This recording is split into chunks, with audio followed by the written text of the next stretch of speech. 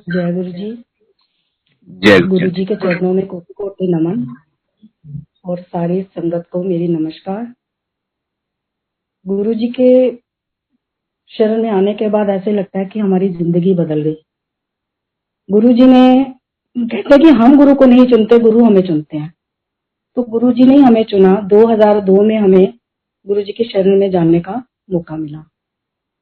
तो 2002 में जब गुरु जी के पास गए, मैं और मेरी बेटी गए। मेरे अंकल थे, वो नहीं मानते थे, कहते क्या ये गुरु वगैरह कुछ नहीं होते हैं, मैं शिव भगत हूँ, बस शिव की पूजा ही करता हूँ। और मंदिर भी नहीं जाते थे वो सिर्फ घर में अपना शिव जी की पूजा करते थे।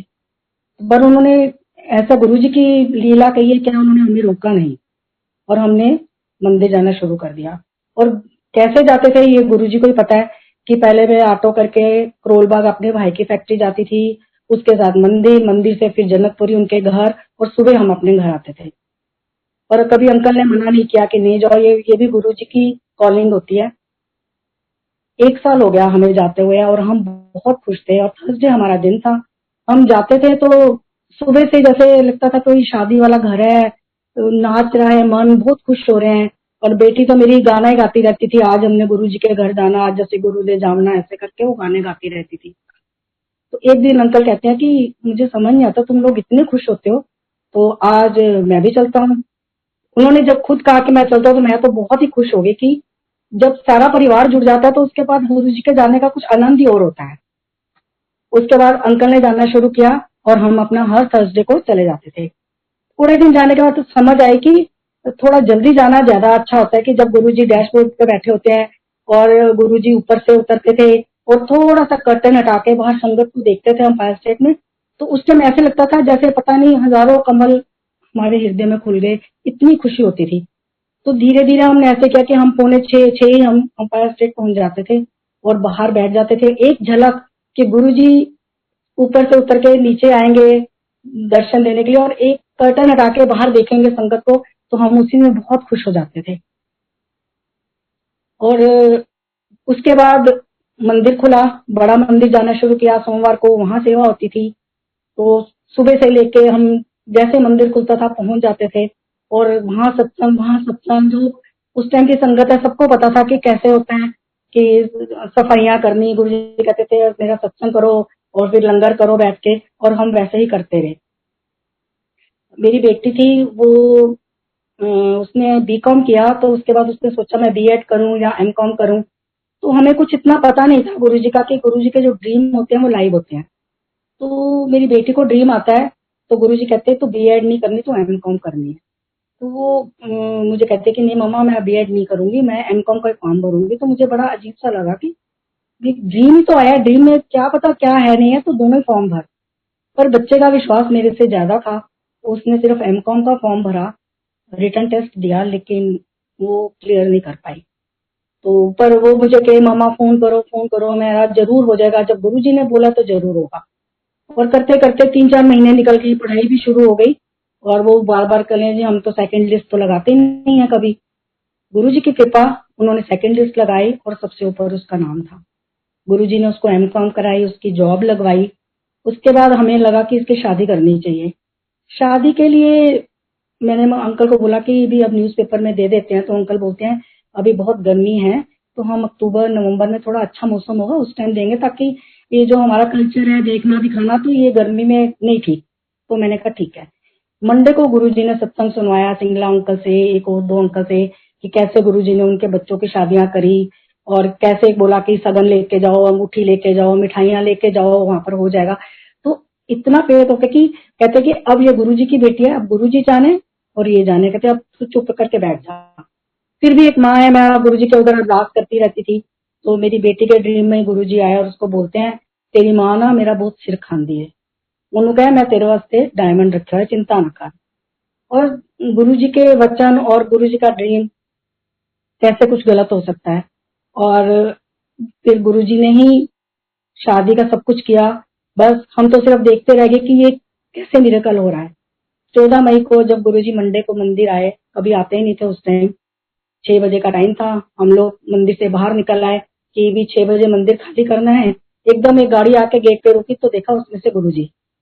हमने नमन किया उनको, तो जो सेवादार थे उस टाइम तो बोलते हैं आंटी अब आप अंदर नहीं आओगे, आपका हो गया। तो बड़ा मायूस हुए कि जो संगत अंदर है, ज्यादा नहीं थे, 40-50 संगत थी उस दिन सिर्फ, कि वो तो ज्यादा अच्छे रहे, हम बाहर आ गए। तो गुरुजी ने इशारे से कहा आने दो अंदर। तो सेवादार ने हमें आने दिया। फिर एक आंटी ने कहा गुरुजी अपने हाथ से प्रसाद दे दीजिए। तो प्रसाद की लाइन लगी तो उसमें भी मेरा दूसरा नंबर। जब प्रसाद मिला तो फिर सेवादार ने बोला कि आपका प्रसाद हो गया, अब आप जाइए। गुरुजी ने फिर कहा नहीं, सब में बिठाओ, चाय प्रसाद पी के सब जाएंगे।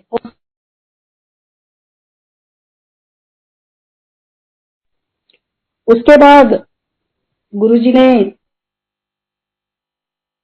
मेरे को बुलाया, अंकल को बुलाया, पूछा कि अंकल क्या करते हैं। अंकल ने कहा मैंने तो बीआरएस ले ली। तो गुरुजी कहते एक मैं वेला एक तू वेला। फिर कहते आंटी आई, आंटी को बुलाओ। तो मेरे से पूछा कहाँ रहते हो, और खुद ही बताया कि आपके घर के पीछे गुरुद्वारा है, आगे मॉल बना हुआ है, सब कुछ गुरुजी ने। जैसे मेरे को लगता था कि शायद गुरुजी को पता ही नहीं हम लोग आते हैं, इतने साल हो गए कभी गुरुजी से बात नहीं हुई हमारी। तो गुरुजी ने सब कुछ बताया। पूछा बड़ी बेटी की शादी कहाँ हुई है, वो यूएस में कहाँ रहती है, उसका एड्रेस क्या है, मतलब उसका इतना पूछा गुरुजी ने, उसको कितना ब्लेस किया वो तो गुरुजी जानते हैं। उसके बाद गुरुजी ने मेरे से पूछा कि छोटी बेटी को बुलाओ। तो मैंने कहा गुरुजी आज वो नहीं आई क्योंकि 6 बजे मंदिर बंद था, तो हमने उसको आज मना किया कि ऑफिस से घर जाना। फिर जेठा अंकल को बुलाया कि इसको मैंने ना 3 बार न्यू लाइफ दिया, आप जानते हो इनको। मैंने कहा हाँ जी गुरुजी। और गुरुजी ने बोला कि इनका बेटा और आपकी बेटी दोनों की शादी करो। और गुरुजी ने अपने पास बिठा के हमें 2 बार चाय प्रसाद पिलाई। और उसके बाद हमें बोला कि आप संगत में नहीं बैठोगे, और जहाँ शिव मूर्ति है वहां हम दोनों को बिठा दिया, अंकल को और मेरे को। तो आप मानो इतनी एनर्जी, गुरुजी से बात कर रहे हैं, गुरुजी ने वो माहौल इतना अच्छा कर दिया कि पूछा कि जॉब कहाँ करती है। तो मैंने कहा जनपैक में। तो कहते हैं अच्छा अच्छा, जनपद सोनिया गांधी को कर दिए। तो ऐसे ही हमारी हिम्मत हुई कि हम गुरुजी से बात कर पाए। चाय प्रसाद 2 बार पिला के गुरुजी ने वहां बिठा दिया। धीरे धीरे सब संगत चली गई और पूरे मंदिर में हम सिर्फ 4 या 5 लोग थे और गुरुजी थे। इतना अच्छा, ऐसे लगे हम किसी स्वर्ग में बैठे हैं कि ये समय कभी खत्म ही ना हो और हम ऐसे ही बैठे रहें। और गुरुजी कभी ऊपर रंगोली की तरफ जा रहे हैं, कभी नीचे आ रहे हैं, कभी घूम रहे हैं, और अपना हाथ कान पे रख के बिना फोन के वो पता नहीं किससे बात कर रहे थे। उनके हाथ में कोई फोन नहीं था, लेकिन वो किसी ना किसी से फोन पे बात कर रहे थे। उसके बाद 12 बजे गुरुजी ने हमें छोड़ा। और उसके बाद जो लास्ट संगत करी गुरुजी ने अंपायर स्टेट में, उस दिन हमें बुलाया और जित्रा अंकल की पूरी फैमिली को बुलाया। गुरुजी ने लड्डू बांटे और हमें 2-2 लड्डू दिए फैमिली में, और बोला कि मैं आज कर देता काम, बाकी फॉर्मेलिटी पूरी करो। और सब आके मुबारक देने लगे कि बच्चों की शादी कर दी गुरुजी ने आज, बहुत बहुत मुबारक हो। तो बहुत खुशी हुई कि हमें तो कभी एक्सपीरियंस हुआ नहीं, हमारा कोई गुरु था नहीं, हमें पता ही नहीं थी कि गुरु चीज क्या होती है। वहां जाके ऐसे लगा कि बस अब हमें और कहीं कुछ नहीं देखना, बस हम बहुत सही ट्रैक पे जा रहे हैं। फिर ऐसे ही गुरुजी ने बोला 25-25 लोग आएंगे, ज्यादा ब्याह से खर्चा नहीं करीदा, और जो आजकल कोरोना काल में हो रहा है। और गुरुजी ने उस टाइम हमसे वो कराया कि सिंपल बिल्कुल शादी करनी है। बच्चों की शादी हो गई, सब कुछ बहुत अच्छा चल रहा था। शादी के बाद अंकल एकदम बीमार हुए, तो उनको माउथ कैंसर निकला। गुरुजी की इतनी ब्लेसिंग्स, गुरुजी ने ड्रीम में आके उनके सारे कष्ट काटे। मतलब ऐसे ऑपरेशन करा के हम आए, ऐसे जैसे कि कोई छोटा माइनर सा कोई ऑपरेशन होता है, और हम 8 दिन के बाद घर में आ गए। और वहां पर जितने स्वीपर थे जो थे वो सब के मेरी बेटी को, बेटी आप क्यों रो रहे हो, आपके गुरु है ना, वो सब ठीक करेंगे, आपके गुरु सब ठीक करेंगे। मतलब गुरुजी इतना टीवी के थ्रू, टीवी में कोई बोल रहा है संस्कार उस पे चैनल पे कि आपका कोई गुरु है, तो आपको अगर 100% विश्वास है तो आप 100% श्योर हो। ऐसे कर करके हमें मैसेजेस गुरु के आते गए, गुरु जी के, और अंकल बिल्कुल ठीक हो गए। जब ठीक हो गए घर आए, उसके पहले गुरु जी चोला छोड़ चुके थे। तो हमें ऐसे लगता था जैसे हमारी तो दुनिया खत्म हो गई। गुरु जी थे, हर काम हो जाता था, अब कैसे होगा। लेकिन गुरु जी ने उसके बाद उससे भी अच्छी तरह हमारे काम किए। जैसे कहते हैं ना कोई बच्चा के सिर पे पिता का हाथ होता है, वैसे हमारे सिर पे गुरु जी का हाथ है। उसके बाद एक अंकल को ड्रीम आता कि गुरुजी बोल रहे हैं कि आप रोहिणी में मकान बेच के गुड़गांव में ले लो, और आपको 3 बेडरूम लेना है और आपको इतने लाख रुपया बचाना है। पर अंकल का उस टाइम रेडिएशन चल रही थी, तो ऐसा कुछ था नहीं, बच्चों दोनों लड़कियों की शादी हो चुकी थी, तो वो टाइम ऐसा कुछ था नहीं। लेकिन गुरुजी का मैसेज था और अंकल को बहुत विश्वास था कि जो मैसेज है वो गलत नहीं हो सकता। और आप विश्वास कीजिए, घर में प्रॉपर्टी डीलर आया, जो रेट हमने मांगा वो मार्केट में नहीं था उस टाइम, वो मिला और एक दिन में हमारा मकान बिक गया। उसके बाद हम गुड़गांव में जब मकान देखने आए तो रेट बहुत ज्यादा थे और गुरुजी ने ड्रीम में मुझे दिखाया कि फर्स्ट फ्लोर है, ऐसे उसके दरवाजे खुल रहे हैं, इस तरफ बेडरूम है। तो वो जो दिखा रहे थे तो मैंने कहा कि नहीं, हमको सिर्फ फर्स्ट फ्लोर देखना है और सोसाइटी में देखना है। तो ऐसा करते अंकल के भी थोड़ी प्रॉब्लम चली रही थी, तो अंकल थोड़े टेंशन में आ गए, तो वो फिर हॉस्पिटल में एडमिट हो गए। मैंने गुरुजी से अरदास करी कि गुरुजी, जैसे आपने घर बैठ के मकान दिलवाया बिकवाया, ऐसे दिलवा भी देना। अब मैं कहीं जाने वाली नहीं हूँ। और आप संगत जी विश्वास कीजिए, आधे घंटे में मुझे हॉस्पिटल में फोन आता है कि ऐसे ऐसे हमने मकान देख लिया, आप आके मैडम मकान देख लीजिए। मैंने कहा अभी हम तो हॉस्पिटल में हैं, हम आ नहीं सकते। कहते जैसे आप हमें बता रहे थे ना, सेम वैसे ही हमें मिल गया मकान आपके लिए, तो रेट भी आप जो बोल रहे थे वही है। तो मैंने कहा कि आप बयाना दे दीजिए। कहता कि मैं कैसे बयाना दे दूं, लोग तो आलू प्याज भी खरीदते हैं, दो दुकानें हो तो दोनों से रेट पूछते हैं, ये तो मकान है। मैंने कहा कोई बात नहीं, आप बयाना दीजिए, बयाना जाएगा तो मेरा ही जाएगा ना, तो आप दे दीजिए। उसके बाद विश्वास कीजिए, हम 15 दिन के बाद वो मकान देखने गए और सेम वही था जो मुझे ड्रीम में गुरुजी ने दिखाया था, बिल्कुल वही। उसके बाद हमने यहाँ शिफ्ट किया। एक रूम में गुरुजी ने बोला कि मेरा मंदिर बनाना और एवरी संडे सुबह 7 से 8 मेरा सत्संग करना। और संगत जी 2008 में हम लोग यहाँ शिफ्ट हुए और 16 तक, 16 बल्कि 17 तक हमारा वो सत्संग चलता रहा। और सत्संग में भी इतना दिखाते थे कि हम लोग अंदर बैठे हैं रूम में और किचन में आवाजें आ रही हैं, तो जो नई संगत आती थी वो उनको लगता था कोई फैमिली मेंबर शायद किचन में कुछ बना रहा है, लेकिन कढ़ाई से ढक्कन उतरा होता था। जैसे कि गुरुजी वो पूरा ब्लेस करके जाते थे लंगर हमारा। और गुरुजी एक दिन पहले बताते थे कि ये लंगर बनेगा, ये होगा। तो एक दिन गुरुजी ने अंकल को बोला कि मूली के परांठे बनाने हैं। तो मैंने अंकल से बोला कि सर्दी का मौसम है और परांठे सुबह सुबह इतने सारे बनाऊंगी कैसे मैं, 7 बजे जोत जलानी है। तो मेरी फ्रेंड कहती है मैं आ जाऊं आंटी, हम दोनों मिलकर बना लेंगे। तो अंकल ने बोला नहीं, ये सिर्फ अकेली आंटी को ही हुक्म है, वही बनाएगी, हम गुरुजी ने मना किया है। तो मैंने परांठे बनाए और बन भी गए 7 बजे तक सारे। गुरुजी की कृपा से बहुत अच्छा सत्संग भी हो गया। संडे का दिन था, मंडे को हम बड़े मंदिर गए। बड़े मंदिर गए तो किशोरी अंकल जब आते थे उस मंदिर में, चाहे हम बैक साइड में होते थे मंदिर के, पूरा मंदिर गुरुजी के फ्रेगनेंस से भर जाता था। तो हम पता चल गया कि किशोरी अंकल आए हैं, तो हम सब लोग जो थे संगत आगे आ गई।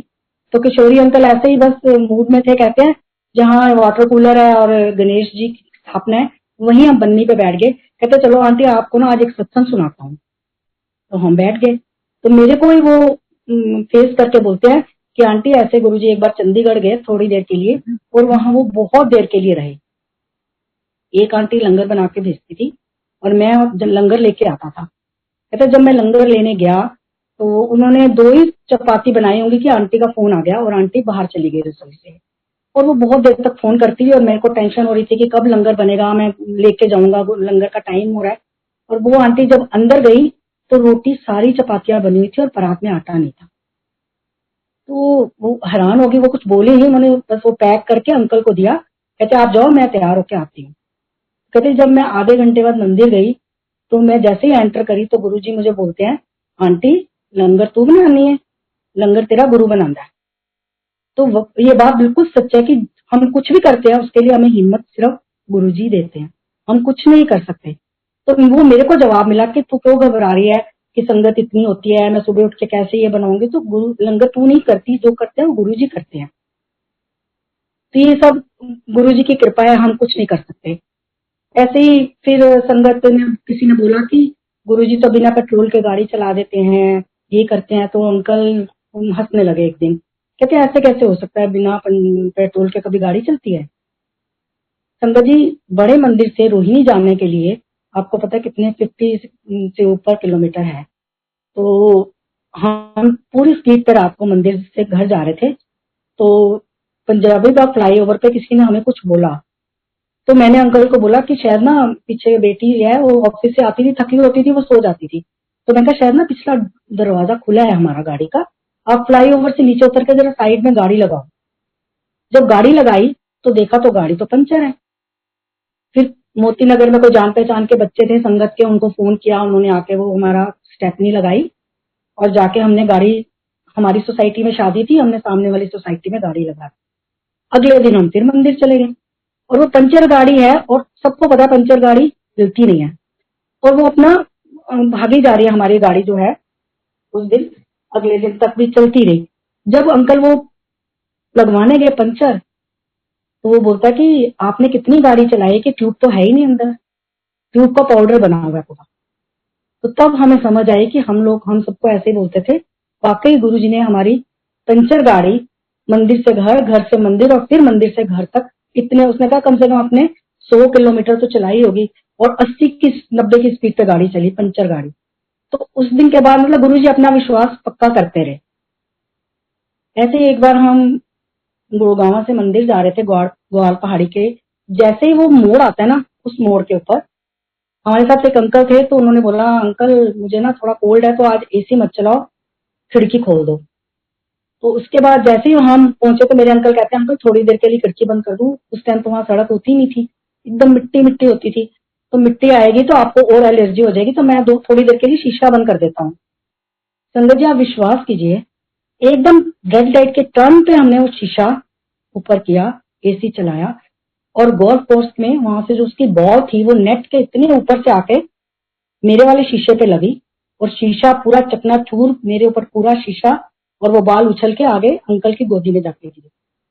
और फिर हमने साइड में रोका, पूरे कांच वांच हटाए वहां से, मेरे ऊपर से सारी सीट साफ करी। तो मैंने थैंक यू कहा गुरुजी, अगर ये शीशा बंद नहीं होता तो ये बॉल सीधी मेरे सिर पे आके लगती और मैं कहाँ होती। तो इसीलिए कहते हैं कि गुरु से कुछ मांगो नहीं, वो जिंदगियां बख्शते हैं, वो महाशिव हैं, उनसे क्या मांगेंगे। वो कहते हैं कि जिंदगियों के साथ साथ ये चीजें तो मैं तुम्हें पैकेज में देता हूँ, कोई नौकरी, कोई पैसा, कोई हेल्थ, कोई बच्चे, मकान, हम सब यही मांगते हैं। और गुरु जी कहते हैं तुम क्या मांगते हो, तुम कोई काम की चीज मांगते हो, तुम यही चीजें मांगते हो, और ये चीजें तो मैं इसके साथ ही देता हूँ, तुम्हें कुछ मांगने की जरूरत नहीं है, मांग के अपने गुरु को छोटा करते हो तुम। तो बस ऐसे ही चलता रहा। एक बार हम रात को किसी के सत्संग से आ रहे थे, हम घर आ गए, फरवरी का महीना था, बहुत ठंड थी। हम घर आके जैसे ही लेटे तो उस आंटी का फिर से फोन आया कि आंटी आप दोबारा आ जाइए, गुरुजी कह रहे हैं कि वो अंकल क्यों चले गए। तो बार बार कहते मेरे को यही आवाज आ रही है कि आपको गुरुजी दोबारा बुला रहे हैं। ठंड का महीना था अंकल, 2 1:30 2 बजे के टाइम हम फिर वापस उनके घर गए। 3 3 साढ़े 3 बजे तक फिर सत्संग चला। और जब हम वहां से अपने घर की तरफ आ रहे थे, जो ये फेज 5 वाला जनपैक का चौक है, यहाँ पर थे हम, फरीदाबाद रोड क्रॉस करती है, और इतना बड़ा वो ट्रक था, 18 पहियों वाला जो ट्रक होता है, वो एकदम हमारे सामने आ गया। और पता नहीं, जय गुरु जी बोल के अंकल ने उसके साथ ही गाड़ी काट ली अपनी। और मतलब हम, हमारे हाथ पैर कांपने लग गए कि ये क्या हो गया, बच गए हम। और घर आए, घर में आके नींद ही ना आए कि गुरुजी, बस गुरुजी का पाठ ही करते रहे कि थैंक यू गुरुजी आपने बचा लिया, नहीं तो हम कहाँ इतने बड़े ट्रक के नीचे आ जाते तो हमारा तो कुछ पता भी नहीं चलता। और आप विश्वास कीजिए, अगले दिन सेम हम उसी चौक को क्रॉस कर रहे हैं, वैसा ही 18 पहियों वाला बड़ा ट्रक, उसके नीचे सेम सेंट्रो व्हाइट कलर की पूरी पिचकी हुई, और उसकी छत बैठी हुई। और देख के एकदम कांप गए हम लोग कि कल यही सेम हमारे साथ हुआ था यहाँ पर हादसा, और गुरुजी ने हमें बचा दिया था। और उन्होंने सबने बोला कि इसके अंदर कोई नीचे नहीं बचा, क्योंकि वो पूरी गाड़ी फ्लैट हो गई थी नीचे से। और ऐसे गुरुजी हमारे, गुरुजी ने मतलब बहुत सत्संग है ऐसे है कि सुन के हंसी वाले भी हैं। मैं एक आपको अपना पर्सनल सत्संग भी शेयर करती हूँ कि कहते हैं कि गुरुजी हमारे हमेशा संगत को खिलाने के बाद खुद लंगर करते थे। ऐसे ही एक बार मैं और अंकल के बेटियों की शादी हो चुकी थी, दोनों की। मैं और अंकल किसी बात पे थोड़ी सी हमारी कहा सुनी हो गई, तो अंकल कहते मुझे लंगर नहीं करना। मैंने 2 3 बार बहुत अच्छे से बोला, तो गुरुजी, वो अंकल कहते मुझे नहीं करना। मैंने भी लाइट ऑफ करी, मैं भी लेट गई। जैसे ही लेटी तो मैं लेटी हूँ, लेकिन जैसे मेरी सोल चल रही है कि बेल बजती है और मैं जाके दरवाजा खोल रही हूँ, और दरवाजा खोला तो सामने गुरुजी। मैंने गुरुजी को माथा टेका, तो गुरुजी कहने ने आंटी लंगर खा, बड़ी भूख लगी है। तो मैंने कहा आओ गुरुजी। मैंने उनको डाइनिंग टेबल पे बिठाया, तो कहते की बनाया है। मैंने कहा गुरुजी आज मूंग की दाल और चटनी बनाई है मैंने। कहते चल। तो मैंने कहा गुरुजी मैं एक बार अंकल को पूछ लूं, अगर खाएंगे तो ठीक है, नहीं तो हम दोनों खाएंगे। तो मैंने सच में अंकल को उठाया, मैं कहा उठो ना, खा लो लंगर खा लो। तो अंकल उठ गए एकदम और आके डाइनिंग टेबल पे बैठ गए। हम दोनों ने लंगर किया। उसके बाद हम रात को जो अपनी बेटी को फोन करते थे यूएस में, तो लंगर करने के बाद मैंने अपनी बेटी को फोन किया। मैंने कहा शालू आज तो कुछ बहुत अजीब सा हो गया। कहती क्या? मैंने कहा ऐसे ऐसे हमारे आपस में आज थोड़ा झगड़ा हो गया। तो ऐसे गुरुजी आए और मैंने गुरुजी को बोला कि मैं एक बार अंकल को बोलूंगी, और पहले इतनी बार मैंने कहा तो अंकल नहीं उठे, और आज एक बार कहा तो अंकल उठ के बैठ गए। तो कहती है अच्छा। तो अंकल कहते हैं कि तू क्या सत्संग सुना रही है, ये तो आधा सत्संग है, पूरा सत्संग मैं सुनाऊंगा। तो मैं उनका मुंह देखने लगी कि अंकल क्या कहेंगे। कहते हैं कि जब तेरी बात हो रही थी गुरुजी की तो मैं भी तो जाग ही रहा था, गुरुजी मेरे पास भी आए थे। कहते हैं अंकल आंटी एक बार उठाएगी, चुपचाप उठ जाए, नहीं तो लंगर नहीं मिलेगा। और कहते हैं आज तक ऐसा नहीं हुआ कि मेरी संगत भूखी सो जाए और गुरु लंगर कर ले। और सच में गुरुजी सारी संगत को खिलाने के बाद बिल्कुल थोड़ा सा कुछ खाते थे या जूस लेते थे या सूप। कभी ऐसे हमने कभी ऐसे उनको नहीं देखा कि पहले वीआईपी की तरह उन्होंने कुछ खाया, या उनकी संगत ही उनके लिए सब कुछ थी। तो मतलब वो चीजें जैसे हम याद करते हो तो आज भी हमें ऐसा लगता है कि जैसे गुरुजी हमारे सामने बैठे हुए हैं बिल्कुल। और ऐसे बताती हूँ, मैं एक दिन मैं यूएस में थी, तो वहां पर मेरे शोल्डर फ्रोजन हो गया, बहुत दर्द थी मेरे। पर मैंने कहा कि वहां पर क्या इलाज कराना है, मैं अब इंडिया आऊंगी तो मैं वहीं जाके इलाज कराऊंगी। मैं इंडिया पहुंची तो मेरा एक हाथ से मैं काम करती रही, तो मेरा दूसरा शोल्डर भी जो था फ्रोजन हो गया। मैंने एक्यूप्रेशर, एक्यूपंक्चर, मैग्नेट का और फिजियोथेरेपी सब कुछ करा लिया। समझो आप 1 महीना में लगी रही, पर मेरे दोनों हाथों में बिल्कुल ऐसे कि एक गिलास पानी भी नहीं उठा सकती थी। तो मैं अपनी बेटी को कहने लगी कि मुझे तो ना आगे से शर्ट्स जो है वो ओपन वाली बनवानी पड़ेगी, मेरे से तो कुछ हो ही नहीं रहा। इवन मैं पार्लर जाती हूँ अपना बाल धुलवाने के लिए भी मेरे तो कुछ नहीं कर पा रही। तो मैंने गुरुजी से कुछ नहीं कहा। जब एक दिन बहुत दर्द हुआ तो मैंने गुरुजी से इतना बोला, गुरुजी मैं अकेली रहती हूँ, ऐसे कैसे होगा मेरा। बस मैंने इतना बोला सिर्फ, और कुछ नहीं बोला, और मैं सो गई रात को। संगत जी 3:30-4 बजे का अमृत वेले का टाइम था। गुरुजी ड्रीम में आते हैं। मैं दरवाजा खोलती हूँ, बहुत सारी संगत है साथ में, और मेरे ड्राइंग रूम में एक ऐसे दीवान टाइप है, उसके ऊपर गुरुजी आके बैठ जाते हैं। और कोई घर हमारे पड़ोस में कोई सत्संग भी हो रहा है, और वो सारी संगत भी अपना लंगर उठा के वहीं पर ही आ गई है। तो सब मत्था टेक रहे हैं गुरुजी को। सबने जब मत्था टेक लिया तो लास्ट में मैं मत्था टेकती हूँ। तो गुरुजी ऐसे चरण ऊपर करके बैठे हुए हैं। तो मैं जब मत्था टेकने लगी तो गुरुजी मेरा सिर पकड़ के अच्छे से उन्होंने अपने चरणों के ऊपर दबा दिया।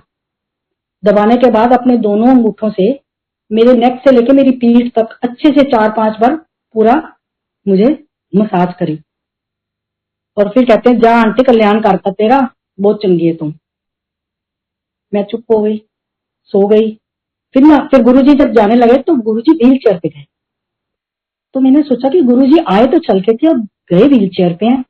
तो जैसे गुरुजी अपने चोले में थे तब भी सबका अपने ऊपर वो लेते थे, तो मैंने कहा आज भी गुरुजी ने अपने ऊपर ही ले लिया।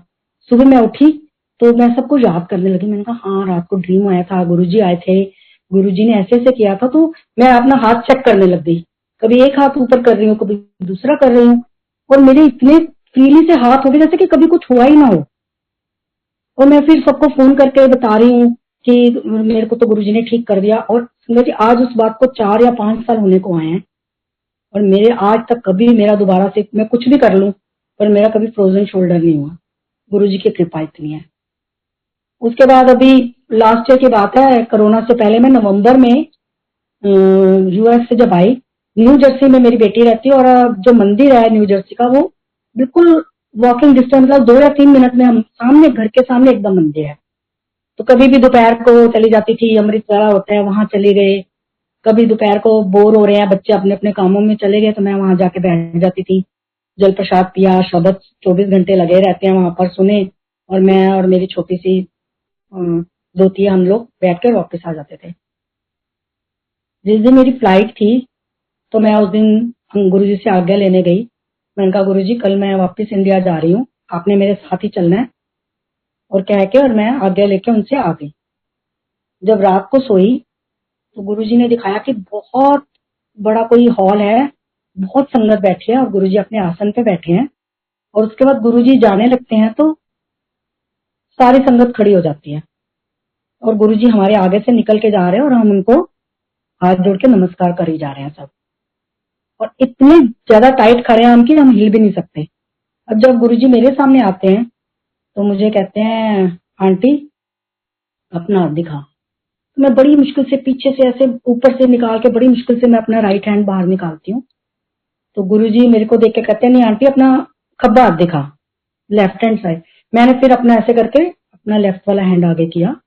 गुरुजी ने देखा, जेब से पेन निकाला, वो रेड कलर का पेन, और गुरुजी ने मेरे हाथ की पूरी लकीरें बदल दी और कहते हैं, आंटी जा तेरे हाथ दिया पूरी लकीरें बदल देते हैं, ऐश कर।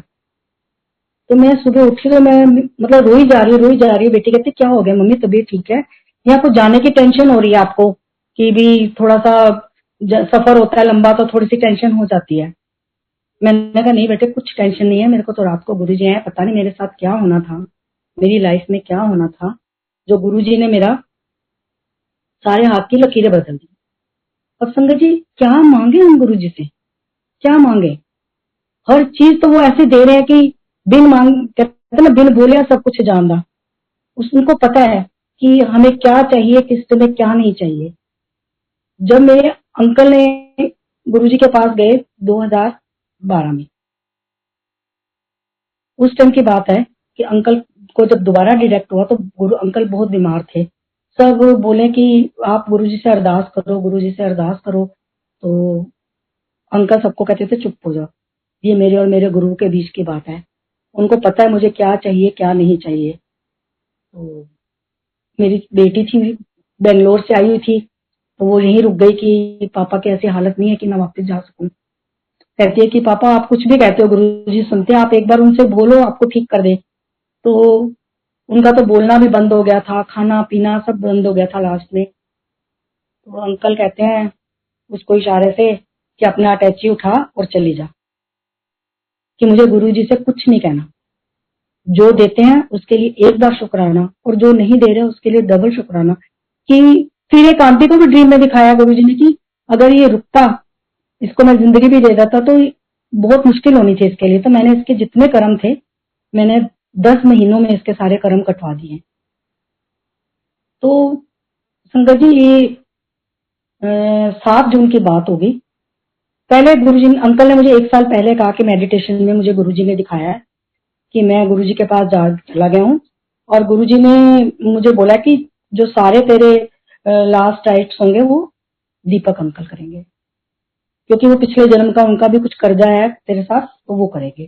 तो अंकल ने मुझे बोला, तो मैंने कहा छोड़ो ना, ऐसे क्यों बोल रहे हो, तो आप बिल्कुल ठीक हो, ऐसे मत बोलो। कहते मैं कहा पता नहीं क्या दिखाया गुरुजी ने, आप क्या समझ रहे हो, गुरुजी के मीनिंग हमें पता नहीं चलते, गुरुजी क्या कहना चाहते हैं, हम अपना बस आइडिया लगाते हैं कि इसका मतलब ये होगा, इसका मतलब ये होगा। तो मैं चुप हो गई। उसके बाद हमने बच्चों को भी ये बात नहीं बताई। तो जब 7 जून को अंकल यूएस गए हुए थे अपनी बेटी के पास, तो बार बार अंकल पूछे दीपक ने कब आना है, दीपक ने कब आना है, दीपक ने कब आना है। जब 7 तारीख को अंकल एयरपोर्ट से उतरे, सिर्फ सामान रखा और वो अंकल को मिलने के लिए आ गए। जब अंकल को मिलने आए तो बस अंकल ने उनसे देखा, मुस्कुराए, प्यार किया, सिर पे हाथ किया और बस शांत हो गए। उसके बाद अंकल 8 तारीख को भी आए तो, लेकिन अंकल ने कोई बात नहीं करी उनसे। अंकल ने मुझे, दीपक अंकल कहते हैं कि आंटी मैं कुछ आपसे कहना चाहता हूँ पर समझ नहीं आ रहा कि मैं कैसे बोलूं, पर अंकल की हालत देख के मेरा मन कर रहा है कि मैं आपसे बात करूं। तो मैंने कहा नहीं अंकल आप बताइए, आप आपको एक तरह से बेटे का हक दिया है गुरुजी ने। मेरा हाथ जो है वो अंकल, दीपक अंकल के हाथ में ऐसे रख के गए थे कि ये तेरी जिम्मेवारी है आंटी। तो मैंने कहा आपको बेटे का दर्जा दिया गुरुजी ने, आप बताओ क्या कहना चाहते हो। कहते हैं कि मुझे गुरुजी ने ऐसे ऐसे ड्रीम में दिखाया कि जल्दी जा और तूने जाके सब अंकल का कुछ करना है। तो अंकल मेरी तरफ देख के ऐसे करने लगे कि तू भी बता कि मैंने तेरे को 1 साल पहले क्या बताया था। तो मैं रोने लग गई। मैंने अंकल को कहा कि ऐसे 1 साल पहले गुरुजी ने दर्शन में अंकल को बताया था कि जो भी लास्ट राइट्स होंगे सारे वो आप करेंगे। तो आप यूएस में थे और जब तक आप आ नहीं गए अंकल को एक ही रट लगी हुई थी कि दीपक कब आएंगे, दीपक कब आएगा, दीपक कब आएगा। और जैसे आप आ गए उसके बाद अंकल ऐसे शांत हो गए एकदम, उन्होंने बात करनी बंद कर दी, बस चुपचाप शांति से पड़े हुए थे। और आपको पता है कि एक इंडिया में एक औरत के लिए कोई डिसीजन लेना कोई आसान बात नहीं होती, बहुत बड़ी बात होती है। जब सारे ससुराल वाले थे, सबने पूछा कि कौन करेगा, तो मैंने दीपक अंकल का नाम लिया कि सब कुछ यही करेंगे, गुरुजी का हुक्म है। और आप विश्वास कीजिए, आज इतने साल हो गए, मैं उनके लिए एकदम बेगानी और आई सी हूँ। बस जैसे एक फॉर्मेलिटीज पूरी करते हैं सब रिश्तेदारों के साथ, ऐसे ही मेरे साथ हो रहा है। और मैंने अपने ब्रदर इन लॉ को बोला भी कि तू भी तो जाता है गुरुजी के पास, तेरे को पता है तेरा भाई कैसा है।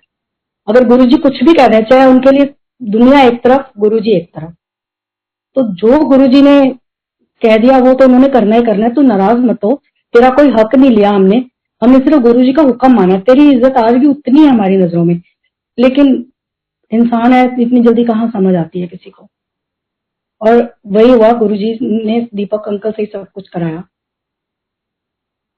इसमें क्या था क्या नहीं था हमें नहीं पता, बस हमने गुरुजी का हुक्म माना है कि बस गुरुजी हैं तो सब कुछ है हमारे लिए, गुरुजी नहीं है तो कुछ भी नहीं है। और क्या बताऊं अंकल, एक गुरुजी की इतनी कृपा है। जब गुरुजी का जब अंकल का चौथा था, जिस दिन पगड़ी रस्म जिसे कहते हैं, उस दिन की बात है। उस आंटी को गुरुजी ने कहा कि ਉਹਨੂੰ कह चिंता ना करे, ਉਹਦੇ नाम की पगड़ी मैं पाई है, ਉਹਦਾ मैं ध्यान रखना है।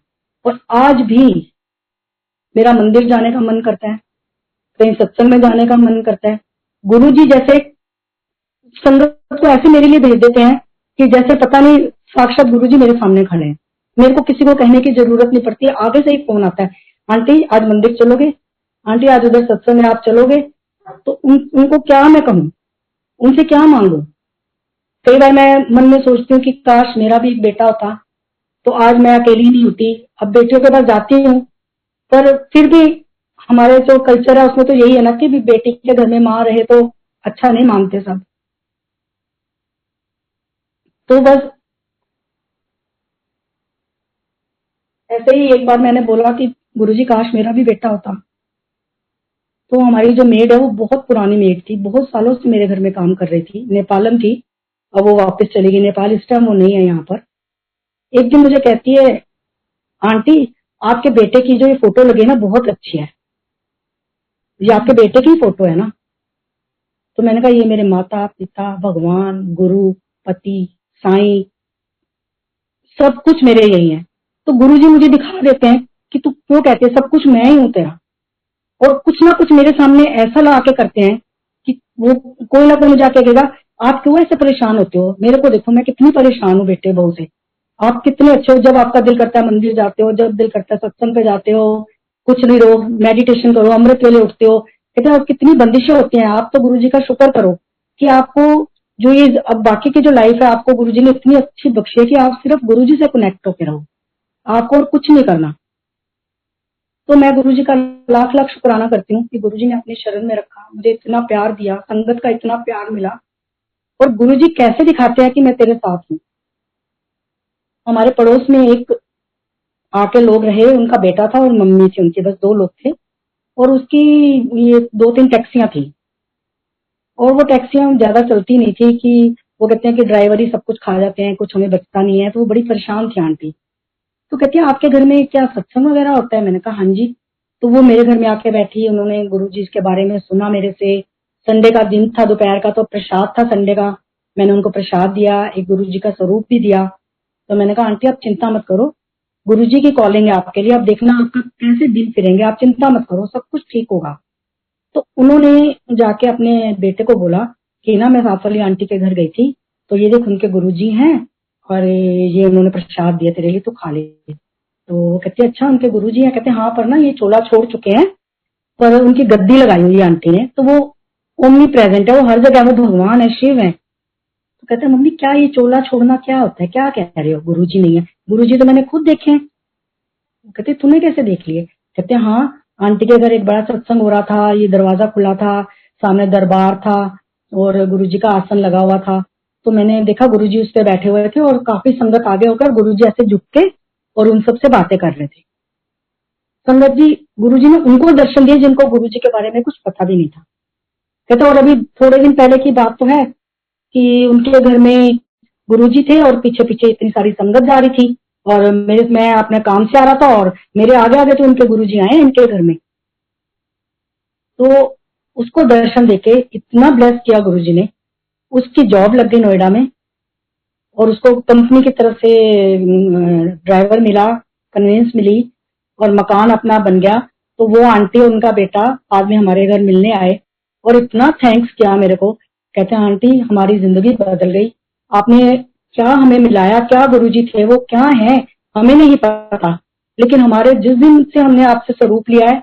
और मैंने कहा आंटी गुरुजी तो चोले में भी नहीं और आपके बेटे को 2 बार दर्शन दिए, गुरुजी बिना उसके दर्शन नहीं देते। गुरुजी ने आपके बेटे को दर्शन दिया है तो कितना कल्याण है, आपको नहीं पता, आगे आगे देखिए आप क्या होता है। वो इतनी खुश और कितनी देर हमारे घर बैठी और अपने सत्संग सुनाती रही कि मुझे बहुत अच्छा लगा कि आपने हमें गुरुजी से मिलवा दिया। तो ये गुरुजी की कॉलिंग होती है, हम कौन होते हैं कुछ करने वाले, हम कुछ नहीं है। और ऐसे ही हमारे बच्चे पहले बेंगलोर भेजा गुरुजी ने उनको, निधि को और हितेश को। जब वहां गए तो वो कहने लगे यार कि यहाँ तो कोई संगत नहीं है, हम क्या करेंगे, गुरुजी ने हमें कैसे भेज दिया, हम इतनी सेवा करते थे मंदिर में। तो ये सब गुरुजी का रचा हुआ खेल होता है कि क्या करना है क्या नहीं करना। वहां पर पुरानी संगत मिली, और उसके बाद सत्संग स्टार्ट हुए। संडे का सत्संग हमने वहां शुरू किया, फिर एक सैटरडे को किया, फिर मंडे का सत्संग शुरू किया उन्होंने। और जब वहां पर 200-250 संगत जुड़ गई, उसके बाद गुरुजी ने उनको वापस बुला लिया गुड़गांव बुलाया। उसके बाद उनकी जॉब नोएडा में लगी। अब जब नोएडा में लगी तो फिर वो बच्चे कहे कि अब हम मंदिर भी नहीं जा सकते, उनकी नाइट ड्यूटी है, बेटे की दिन की ड्यूटी है, वो कैसे करें। फिर ऐसे उनको एक दिन गुरुजी की गाड़ी दिखी अपनी सोसाइटी में, बात करी, करते करते करते आज उनके यहाँ सत्संग होते हैं और 100-150 से भी ऊपर संगत होती है उनके घर में। तो ये सब गुरुजी के तरीके हैं कि तो बस पढ़ के ले आनी है, तो संगत जोड़नी है, ये करना है। तो उसमें गुरुजी कुछ नहीं लेते, गुरुजी सिर्फ हमें देने के लिए बैठे हैं। गुरुजी कहते हैं चाहे कोई कितना भी पापी आए, कोई खून करके आए, कोई कुछ, मैं देने के लिए बैठा ही हूँ, तुम लेने वाले बनो। तुम्हारी झोलियां छोटी पड़ जाती हैं, गुरुजी इतना देते हैं, लेकिन कहते हैं कि एक भरोसा, अपने गुरु के ऊपर एक भरोसा होना चाहिए, क्योंकि बिना भरोसे के कुछ नहीं है। कि जो हमारे लिए अच्छा है वो गुरुजी ने कब देना है, क्या टाइम है, वो गुरुजी डिसाइड करेंगे कि हमें क्या चाहिए क्या नहीं चाहिए। बहुत बहुत शुक्राना है गुरुजी का, बहुत लख लख। हम आज भी उनके आगे चरण स्पर्श करके झुकाते हैं सिर। मेरा गुरुजी आपके हमारे को आपने अपनी चरनी से जोड़ा, हमारी जिंदगी बदल दी। सारे रिश्तेदार कहते कि क्या क्या हो तुम लोग, कि सुबह उठते हो लंगर बनाते हो कहीं और सुबह चले जाते हो, शाम को आप वापस आते हो घर में, ना आपका कोई अता पता है। कहते हैं ऐसा भी कोई गुरु होते हैं कि दिन रात तुम्हें वो कुछ पता ही नहीं है, बस गुरुजी गुरुजी गुरुजी।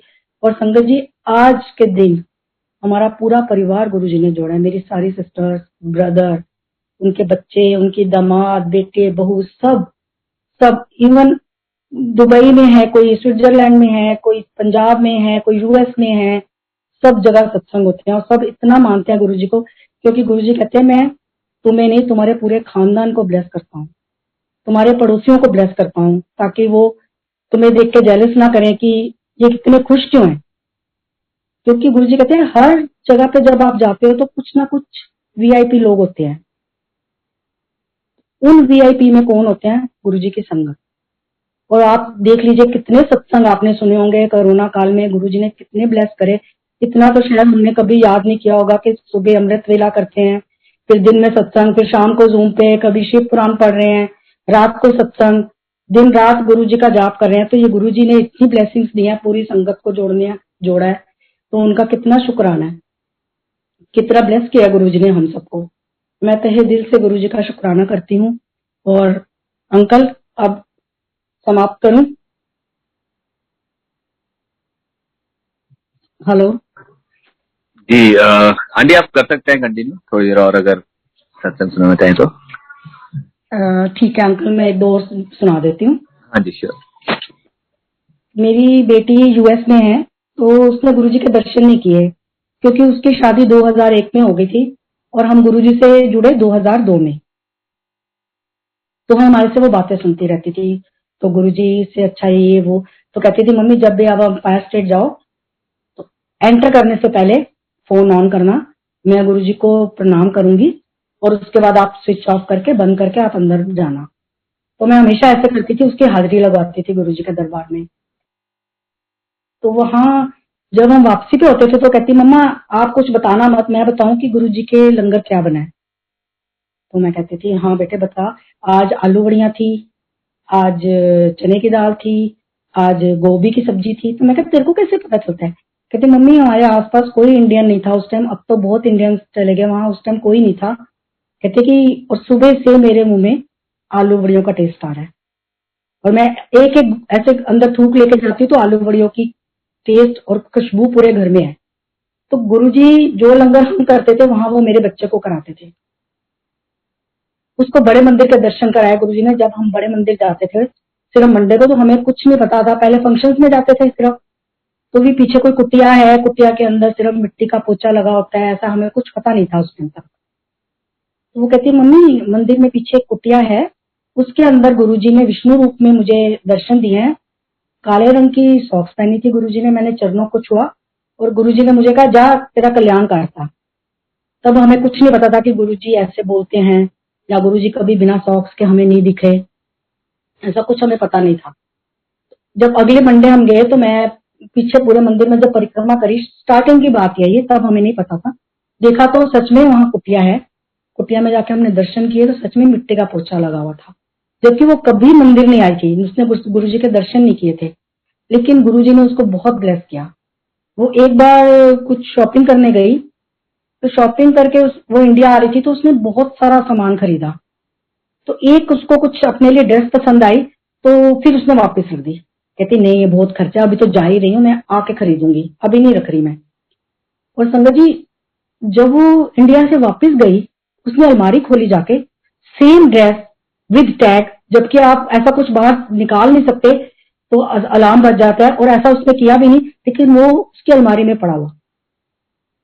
तो उसने थैंक्स किया कि गुरुजी मेरा तो मन था और आपने तो सचमुच ही मुझे ये दिला दिया। जब उसने मकान लेना था, तो तब मैंने उसको बताया कि तू ना गुरुजी का स्वरूप लेके जाइयो साथ, और टेबल पे रख देना जहां डील होगी। तो जब मकान लिया उसने, वो टेबल पे गुरुजी का स्वरूप रख दिया, तो जो एडवोकेट भी था और प्रॉपर्टी डीलर था, वो इनकी साइड से बोला जाए कि आपको तो इसके भी पैसे देने पड़ेंगे, इसका ये भी खराब है, आपको इसके भी पैसे देने पड़ेंगे। तो वो जो बेच रहा था वो कहता कि आप मेरी साइड हो या इनकी साइड हो, आप तो मेरी सारा कुछ मेरे खिलाफ ही बोलते जा रहे हो।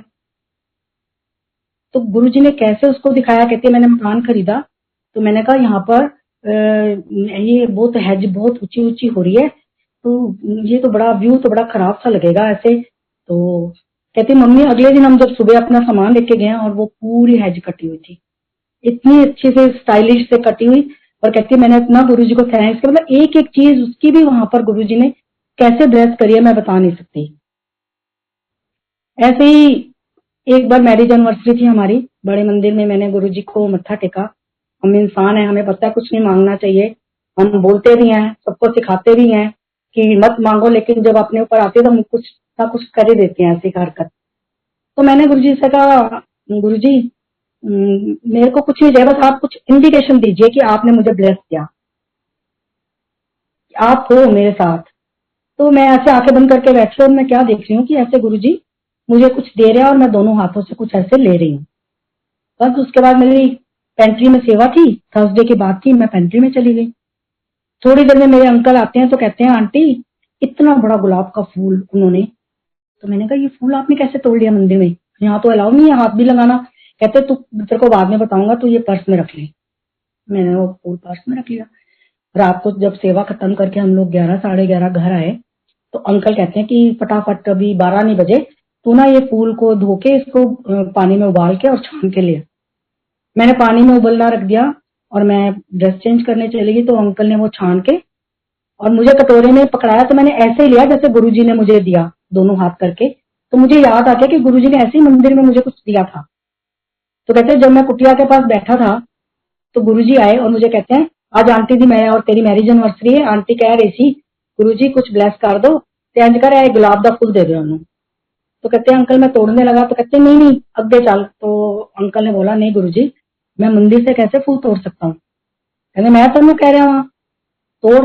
कहते मेरे को आगे लेके गए थोड़ा ड्राइवे पे, और एक बहुत सुंदर गुलाब का बहुत बड़ा फूल था, पहले बहुत सुंदर फूल लगते थे वहां पर। तो वो फूल गुरुजी ने तोड़वा के मेरे को दिया और कहते घर जाके एन उबाल लेना, ऐसा चरनामृत बना के दोनों दादा पी लेना।